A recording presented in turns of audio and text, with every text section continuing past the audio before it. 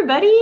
It's Teresa and we are very pumped because you are watching this because you have signed up to do a course with us. And so we're going to be talking about the 5 signs that you can tell you have low progesterone. And so we're very excited. This is one of 5 modules that will be in this course. And so we're just so happy that you have chosen to spend some time with us and to invest a little bit more on your hormone health.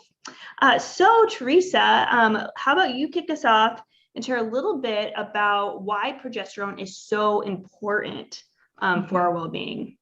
Yeah. So first and foremost, I think it's just good to, understand progesterone and kind of what its main purpose is in our body. And, it all goes back to babies, and even though we're not always thinking about having babies, really the primary role of progesterone is to support pregnancy. And so it's good to remember that. It's good to remember that progesterone in so many ways supports the body, and it's vital to our health. And so when we have signs in our body that our hormones, of course, aren't balanced, we can recognize progesterone as being imbalanced by certain signs that we have. So Jamie and I just wanted to kind of run through, and it may be, we actually probably could have more than 5, but for the sake of what we're doing, we're trying to, give you kind of the basics and some practical kind of information that helps you know when your hormones are off and when they're not off. Very good. Awesome. So just for those of you who need a little refresher on where progesterone falls within the cycle, I'll kind of just give you a really big picture overview, and then we're going to dig in and we're going to help you understand maybe if you're struggling with some low progesterone. So just as a reminder, day 1 of your cycle is day 1 of your period. And your period is when your uterine lining sloughs off because you did not get pregnant from the cycle before. And then as you progress through your cycle, you notice, of course, like 3 to 7 days of bleeding, often days of dryness when you go to the bathroom and wipe, there's no mucus on the toilet paper. And then typically women start to notice some cervical mucus, some discharge. Again, when they go to the bathroom, they wipe and there's something there. And that's a sign that your estrogen is increasing. And that's a sign that you are increasing in your fertility, or that you are fertile and that you'll be ovulating soon. So when women are producing that estrogen, that comes from the follicle. And the follicle is a little cyst-like structure that holds your egg. And so as your follicle is getting bigger and bigger, about to release that egg, again, that's where that sign of mucus, you're understanding kind of the state of your follicle. So the more mucus, the bigger your follicle is. And soon enough, you'll ovulate. And that follicle then transforms into the corpus luteum. And corpus luteum actually means yellow body. And I always think about how, the caterpillar turns into a butterfly. It's a different thing, but it's the same thing. I don't know if there's a better way to describe it, but the follicle becomes the corpus luteum. The corpus luteum is what produces the progesterone after ovulation. So that's the hormone we're going to dig into. And for about 2 weeks of your cycle-ish, you should have, kind of like this roller coaster rise and fall of progesterone. And there are ways that as women, we can tell if our progesterone is a little off. And actually, it's hard to tell if it's a progesterone issue if you're not ever being told. Like, there are things that women notice all the time that may indicate low progesterone. So Teresa, let's dig into the very first one. Which one do you want to start with, Teresa? Well, I think always the most obvious one, and in light of what you just said about explaining the cycle and explaining the fact that in order to have progesterone, we have to have a menstrual cycle, that the most obvious reason why someone may be low in progesterone is that they don't have a period. And when they don't have a period, in essence, what we're saying is they don't ovulate.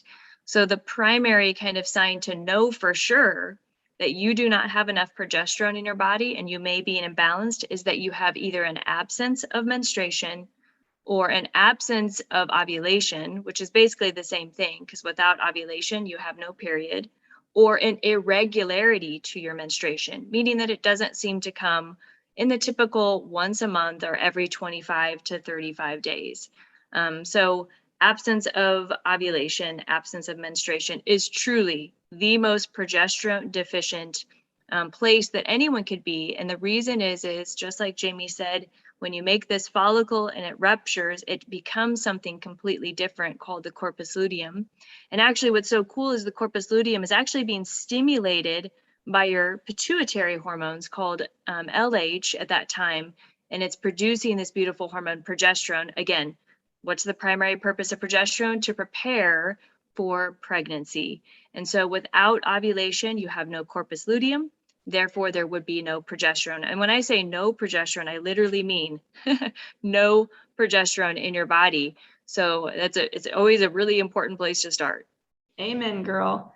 And if any of you guys are following us on our Hormone Genius podcast journey, you've probably learned a little bit about what we're going to talk about next. So progesterone, and again, if you've learned this all from us, I'm sure you have, but progesterone has it like a sedative effect. It's calming. And so when women have a deficiency in progesterone, it's very common that they may struggle with sleep or with feelings of overwhelm or anxiety or that kind of thing. So another sign that you may have low progesterone is you're experiencing those anxiety feelings. And often we think about PMS, premenstrual syndrome, PMDD, which is premenstrual dysphoric disorder, which is like a very severe case of just that result of those hormone swings or that dip. So Teresa, let's talk a little bit about what's happening in the body with that progesterone and what causes those mood swings. Mm-hmm. Yeah, so I mean, it certainly is this, again, in the endocrine system, it's a symphony of hormones. So as progesterone is being produced, of course, it's balancing itself against other hormones, and not only other hormones, but also neurotransmitters that are being produced. And we think of neurotransmitters, of course, neuro means brain. It means that our body is connected, deeply to every part of itself. And because the brain is kind of the messenger to our ovaries and to the entire body and system, this kind of interconnection, you could say, or feedback loop between our ovaries and our brain is where this kind of more mental kind of change can occur with low progesterone.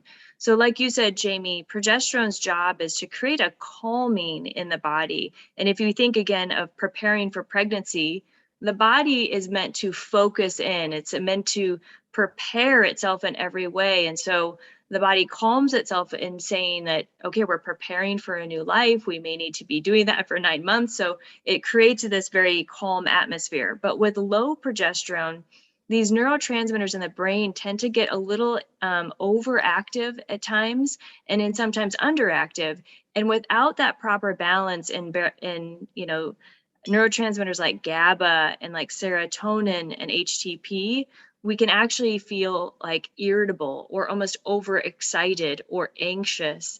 And that can lead to sleep disruption. And like you said, Jamie, premenstrual syndrome, and it can lead to just an overall feeling of just not feeling calm, basically. Mm-hmm. Yep. And something too, when women are experiencing stress, our natural magnesium levels, I always think about like how when we're stressed out, imagine like a cup of water, and every time you experience stress, it's like you're pouring that water out. So as we're experiencing stress, we like actually lose magnesium. And so what's interesting is a kind of a little hack could be to take magnesium. Just in general, I think it's a great supplement. I learned so much from Teresa in our episodes, but also that we need magnesium for progesterone. So I think that's 100%. important. Okay, yep. So talked a little bit about the mood and why that may be happening. But in terms of our cycle, so again, if you're not charting your cycle, this is an invitation to all of our listeners and to all of you who are going through this course with us to start charting your cycle. And when I say start charting your cycle, I don't mean just get a calendar and mark off when your period starts.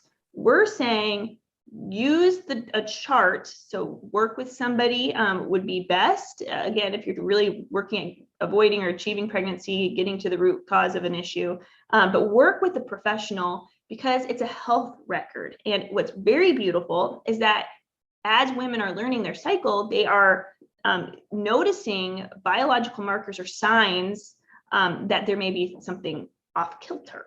And so another thing, number 3, the third sign you could tell if your progesterone is off is from what you notice when you're bleeding, when you have your period. And so, Teresa, in your profession as a women's health nurse practitioner, talk to us a little bit about what you see in women who are experiencing some of that premenstrual spotting, and how that kind of gives us information about her progesterone. Yeah, this is really good. And it makes me think of a good friend of mine, Dr. Marguerite Duane, who runs the organization Facts for Fertility. And she teaches her students to read their charts like an EKG. So in medicine, you've heard of an EKG. It's basically what traces the heart rhythm. And, just like when your heart is not performing and acting the way it should, that EKG is going to show that. So you can actually read the chart almost like an EKG, and to see what normal parameters are existing and what abnormal parameters. And to, again, we talk about this a lot, to see the cycle as a vital sign of your health, basically. And so when we look at the chart, we're looking at, of course, the bleeding pattern, first and foremost, because that's the first part of the menstrual cycle. And then we look at the ovulation pattern, and then we look at the second half of the cycle in relationship to also the next bleeding pattern that is about to start. So when we look at balance of hormones, some of the signs that actually show up that are most obvious to women are in their menses. And so when I look at a chart, a woman comes to me, she says, I have these symptoms, I think I might have low progesterone. And we might be able to say, okay, well, let's look at your charting, or tell me about your period. Do you have 2 or more days of premenstrual bleeding? What does that mean? It means that before she starts her actual medium to heavy flow, she might have 2, 3, even 4 days of light spotting before that flow really starts to start. And that we call premenstrual bleeding. And that is a sign potentially of low progesterone. And it's an easy, thing for a woman to be like, yeah, I've got that. On the other end of the period, you can also have what we call tail end bleeding. Generally, it tends to be more brown in color, but it doesn't have to be. But when a period seems to trail on, like it slows down after your heavy medium day, it goes to light, but then it's just light brown and light brown for more than 2 days at the end. And we call that tail end bleeding, or tail end brown bleeding. And that also could be a sign of low progesterone, or it could be another hormonal imbalance, but it definitely is a sign that something is not quite right and healthy about the full menstrual cycle. So those are 2 things in the period right there we can see that helps us know if there's a low progesterone. Awesome. And it's something that helps me remember this as I'm working with women in their charting journey is 3 pre. So 3 pre. So like, 2, 3-ish days before your moderate or heavy bleeding. If there's light, very light or brown bleeding, then that may indicate low progesterone. And then the tail end brown bleeding is then 2 or more. So if you're noticing a lot of brown bleeding, which actually leads us to number 4. So the first one we talked about was we're not ovulating, which is why our progesterone would be low. The second one we talked about was our mood issues. The third thing we talked about is our period and what we're noticing before, but now what we're going to, and after, but then now what we're going to talk about is the color of our bleeding. We're going to talk a little bit more about how brown bleeding may indicate low progesterone. And Teresa, I don't know about you, but even with me, like as a cycling woman, high school into college and beyond, prior to me learning about all this, is I thought that was super normal. Like, oh yeah, there's brown bleeding, that's normal. Teresa, what would you say from your experience about this brown bleeding and how that indicates low progesterone? Yeah. So, I mean, I don't want anyone to freak out if they've ever seen brown bleeding. Right. There are times that you can have a little bit of brown bleeding or a tan color to the period, and that is okay. Mm-hmm. What we're talking about more is a very consistent dark brown, or just almost like the blood turns to old blood. And what that may mean is, and I love this kind of way of thinking about the way estrogen and progesterone work in balance in the lining of the uterus, right? So again, it all comes down to the buildup of the lining of the uterus to prepare for pregnancy. And we like to say that estrogen, the hormone estrogen, is like the bricks going on the uterine lining. And the progesterone is almost like the mortar, like that cement stuff that they, put onto those bricks to keep it there. And so it's a balance. I mean, you've got to have both in equal to kind of make it all build up right. And of course, if a pregnancy doesn't occur, it's kind of like the body says, dude, we got to break that down really quick because another egg's coming and we got to do this all over again. But if those hormones were not in balance, let's say you had too many bricks, you know, an over amount of estrogen, but not enough mortar, what happens? That those bricks tend to fall off early, you know, so what that could be the sign of the premenstrual spotting. Or if you have almost like too little of both hormones, you can actually have kind of like a slow kind of like start to the bleed. And then it's like not coming off right as it should. It's just not rolling off like it should in terms of those bricks in that mortar. And at the end of it, then you can just kind of have it turn brown because it's just taking too long. It's just not doing it in a very clean and methodical way like it wants to. So that helps me kind of understand why those progesterone and estrogen needs to be so balanced with that lining of the uterus. Awesome. See, aren't you guys learning so much? Thanks, Teresa. Okay. And then lastly, number 5, the 5th sign that gives you some data that you may have low progesterone. This is for those of you who are charting. You're going to know a little bit what we mean. But for those of you who are not charting yet, let this be a reason to investigate that as an option for your life, because what's beautiful about our body is that after we ovulate, there really should be a certain number of days we have before our next period. And sometimes what happens is if our progesterone is low or it falls off very quickly, that number of days between when we ovulate and our next period, it's not enough days. And the reason that's important is because kind of like, I love your analogy with like the brick and mortar and all of that. I love that.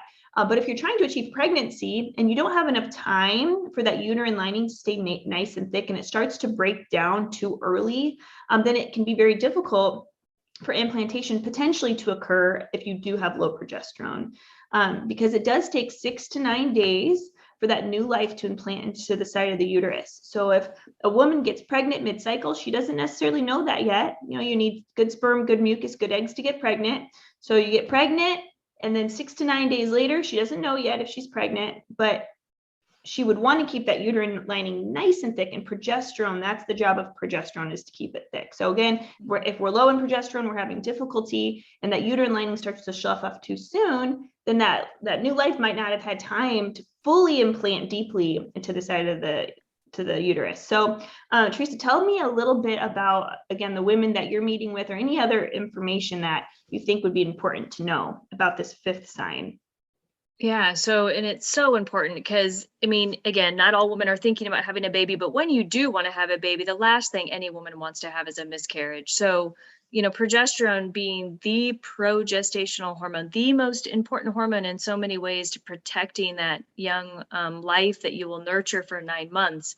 So this is, again, to your point, Jamie, it's a proactive call to say that you can actually be able to know whether your progesterone is healthy enough to conceive and implant and carry a baby versus like waiting until you already know you're pregnant and then being at risk potentially because you didn't know the signs of low progesterone.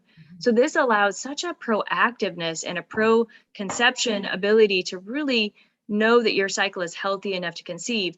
And frankly, it doesn't matter if you are going to conceive or not. It should be important to you anyway, because it is a vital sign to your hormones, which make you feel well also. So this short luteal phase, so again, this corpus luteum that again was like, I love your analogy, Jamie, of the, you know, the caterpillar to the butterfly. That's perfect because it is the same, but it's different. And it's producing this hormone and it's being stimulated by that pituitary hormone. But if there's an imbalance in our hormones, or if the ovulation wasn't healthy because of stress or poor diet or endocrine system disruptors, so many things that could affect ovulation, sometimes that corpus luteum is just not getting enough stimulation, or the receptors are not working right. There can be very detailed things that cause that. But what you'll notice is either a short cycle, so maybe your cycle is only 23, 24 days when it used to be 28 to 30. Or it may be that you're seeing from the point of ovulation a shorter amount of days after ovulation. And again, to be a healthy, normal luteal phase, it should be at least on the minimum 11 days, but most commonly it's somewhere between 12 and 14. And that should never change. That should always be the same for every woman. And so when you notice your post-ovulation phase is 9 days, 8 days, or even shorter, I've seen them all the way down to almost 2-3 days, that is an easy way to know, oh my gosh, my body, that corpus luteum ain't working right, and that progesterone is not being produced. And that is something that I should address for my health, but also, again, for future fertility. Awesome. Very good, Teresa. Okay, so for those of you who have registered for this course, this is your first module. And so we're so excited. We hope you learned a lot. So this is kind of how this is going to go. You're going to listen to these modules, and then we're going to provide a toolkit for you. And so Teresa and I, we put together a PDF, and we outline the 5 signs that show us that you may have low progesterone, but we'll also include some tips to naturally kind of balance those hormones, or next steps, again, if you're really struggling, to help you know where to go, who to look for that additional support. But again, stay tuned for module number 2, where you learn even more about your hormone genius. All right, thanks, guys.